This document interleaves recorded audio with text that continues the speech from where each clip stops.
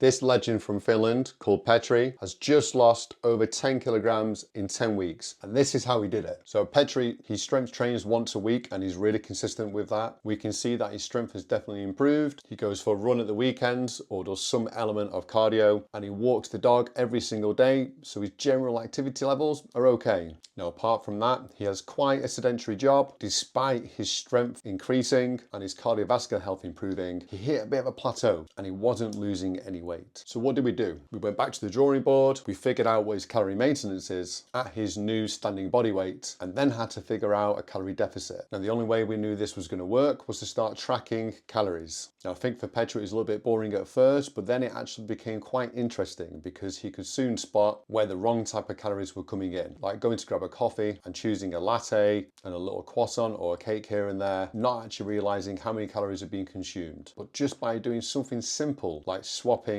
a latte for an Americano, and instead of having a croissant or a cake, having an apple or a piece of fruit, Petri was then saving himself 200 to 300 calories just from that. And then once you start then overlooking your main meals, he could then also figure out smart swaps that would save him calories, still accounting for a little bit of fun at the weekends. Now, fortunately for Petri, he loves spreadsheets. So we then started tracking everything he was doing on a spreadsheet and could see it week by week exactly where he stood, how many calories he was having, giving him a good average. And then once he had lost that first couple of pounds, he then realized, wow, this is actually working. So he then gave himself a personal goal of tracking it for 10 weeks. And then by the end of the 10 weeks, as you can see here, he was just over 10 kilograms down. And wow, could you really see the difference? And the great thing is, his Strength 4 Fitness wasn't affected. His strength training is still improving. And the main thing all this came down to is just being consistent. So there we go. There's some proof that the boring stuff, it really does work.